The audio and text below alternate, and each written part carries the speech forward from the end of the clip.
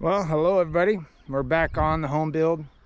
What we got going today is a little bit of the footing drain, and it's also known as the perimeter drain, that sort of thing. But we got our house right near where the footing's going to be is our perimeter drain or our footing drain.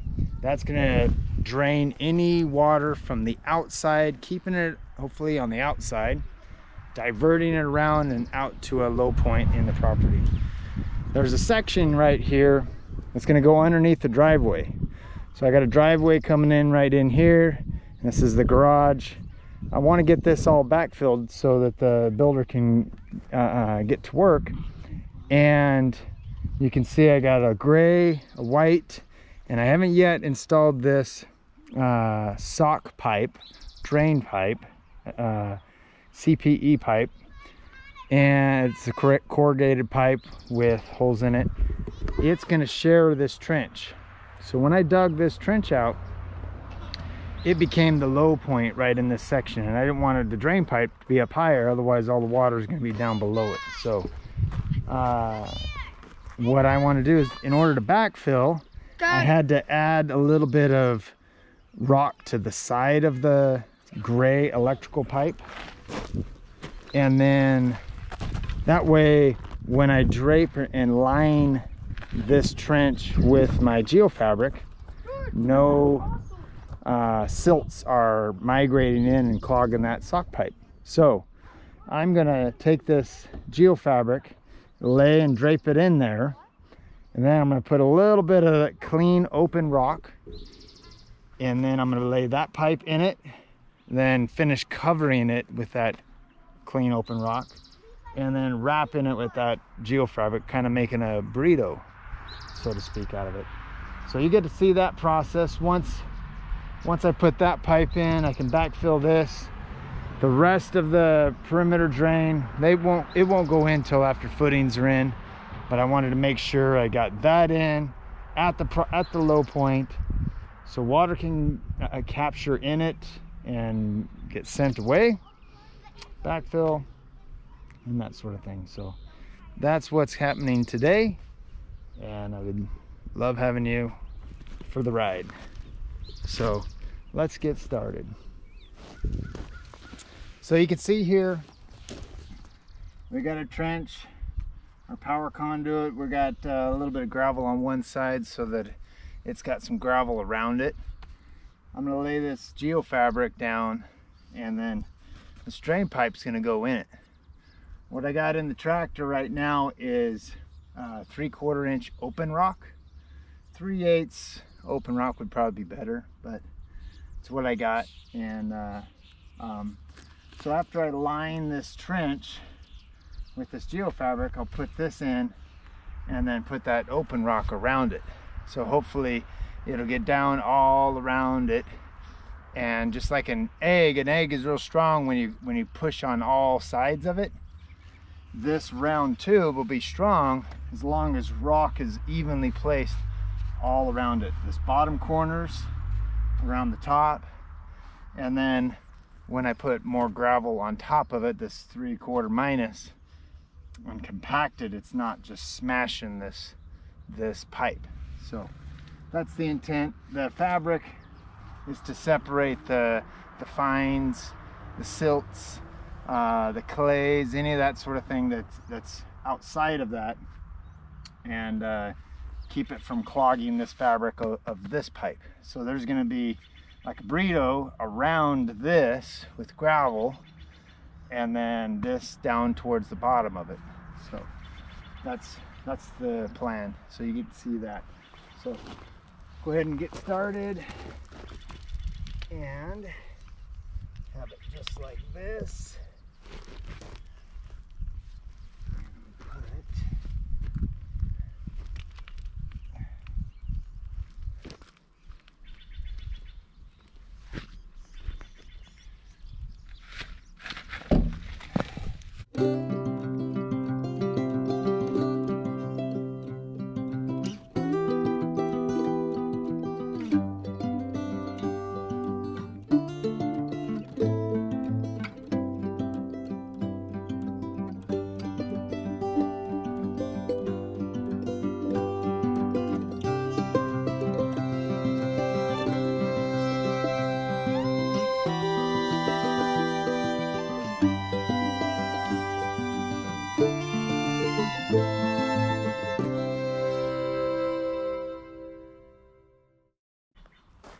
I'll try my best to keep the gravel all around it, fully coating that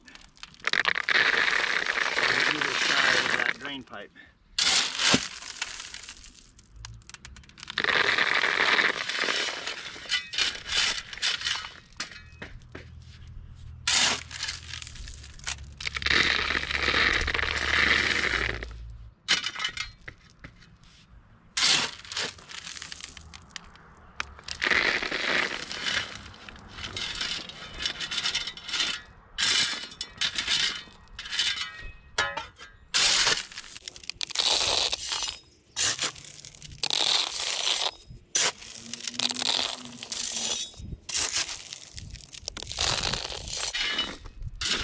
The intent is to get that gravel on the bottom and fully covering that pipe evenly. So we got a 4-inch drain pipe. 3 inches probably would work, but I went ahead and chose the price difference wasn't but about 20 cents a foot, so I figured 4 inches was going to be better.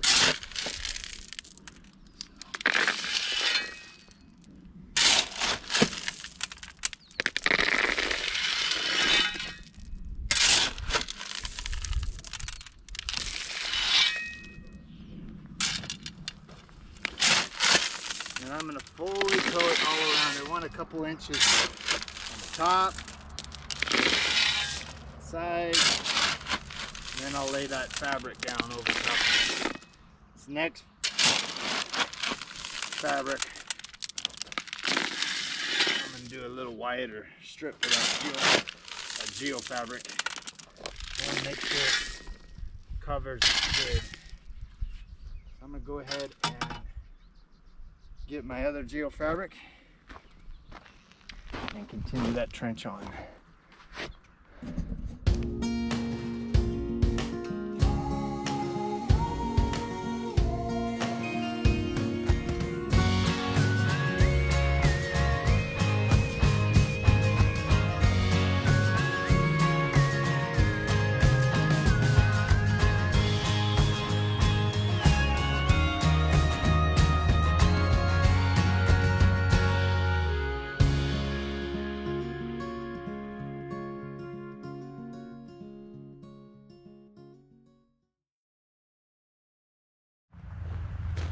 Alright, now I'm going to finish wrapping it like the burrito that I was telling you about. It's got it all covered.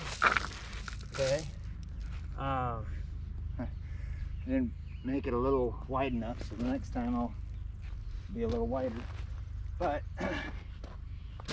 the intent is there. It does have a sock on it around that drain pipe, so that'll help. And then all of this backfill is going to be rock. But I'll make sure that the rest of it have something wider for as far as geofabric goes to cover it. So I'm wanting to cover it like this and that sort of thing. So down here it's covered real nicely.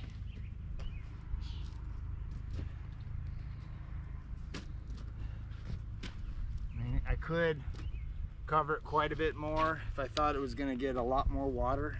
Cover it thicker with the rock, but the open rock. But I don't think it's necessary right in this location, the amount of water that's going to get.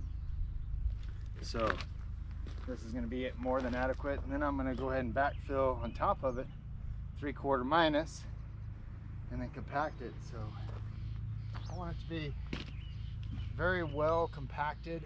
That way there's the concrete that goes in here for the driveway and the garage entrance. I don't want there to be any cracking. So as far as where I'm not intending for it to crack. So this is wrapping it like a burrito. A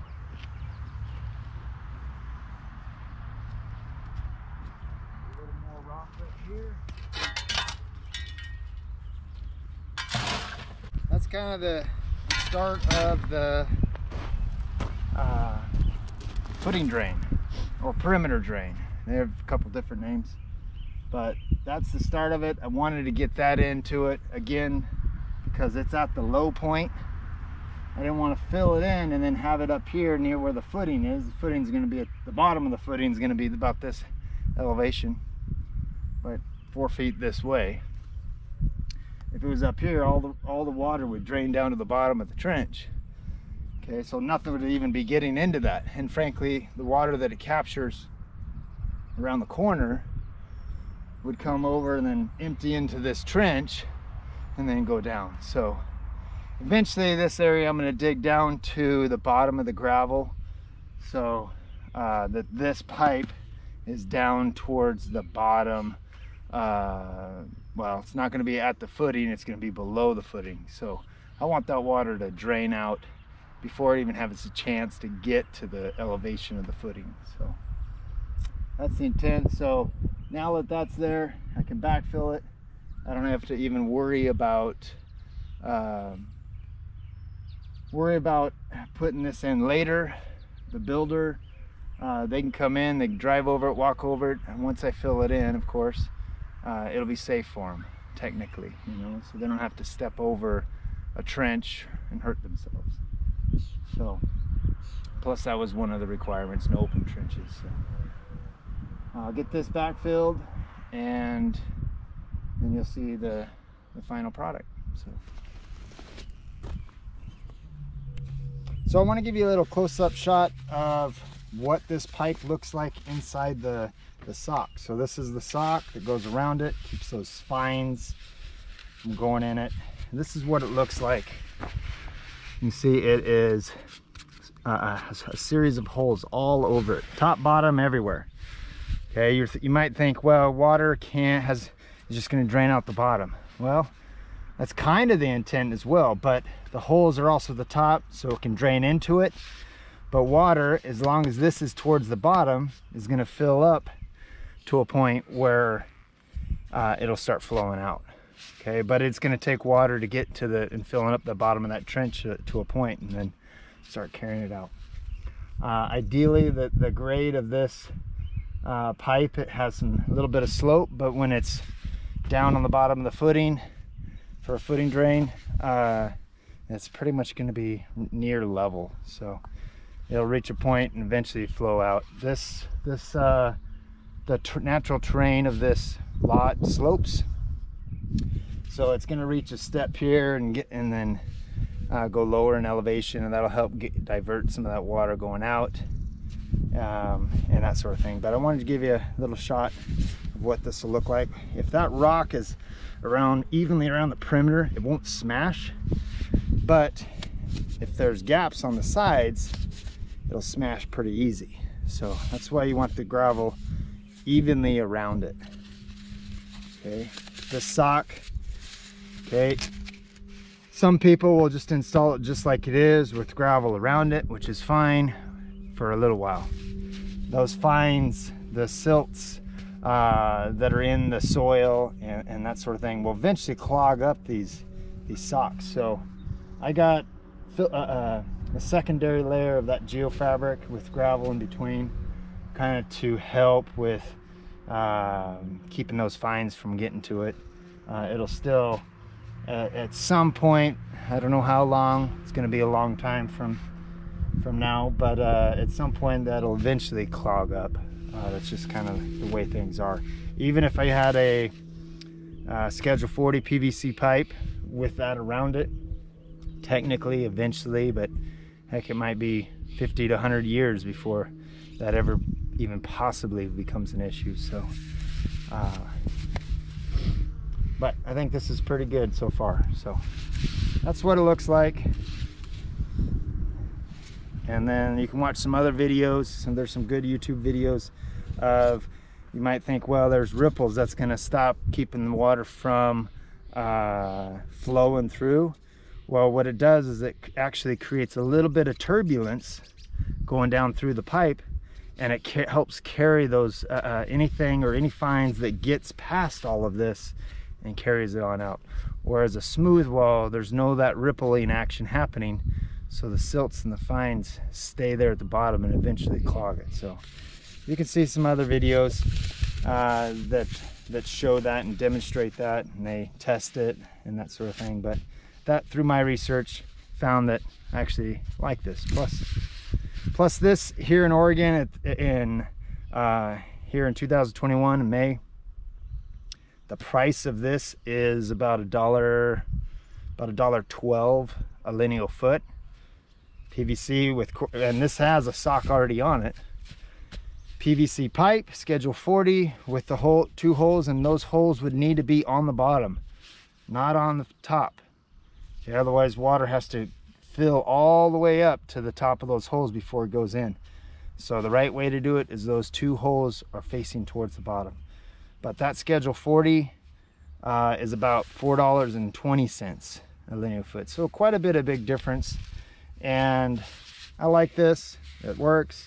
It can do a pretty tight bend, as you can see here. So it'll go around the footings pretty well. Whereas a schedule 40, I'm gonna have to cut it and put in a 90 or an elbow. So that's pretty good bend. I'm pretty happy with that. So more to come. There'll be later videos. It's gonna be a while from now, but when I go to install the perimeter, the footing drain on the rest of the house, you'll see that process. So, but this is just the start of it, and wanted you to see it. Oh, by the way, if you like my videos, I'm really enjoying doing this. I am kind of an amateur. I'm a carpenter that just really liking videoing what I'm doing right now, so that you can learn, kind of document what's happening. But if you like my videos, make sure you click the like button. Also, if you press the subscribe button, if you're a YouTube member, it'll prompt you to any new videos that happens or that I post. You'll be able to see those, as well as that little bell on the side. If you click that bell, every time I post something, you'll be notified. So that's something that helps. And if you put any comments and you like it, or anything I could do better, or something I do wrong, sometimes I'll say things that won't be quite what I mean, but I usually end up correcting myself at some point. I am human, so but try to let you know what I'm doing, and they're doing it the right way and that sort of thing. So I'm glad for you to be here and watching the videos. If you let me know that you like it, it kind of just keeps me motivated to keep putting videos up. So if you like it, also share it. That helps, get more views. But either way, if you just tell me you like it, then it makes me happy. So thanks for watching Home Build 2021.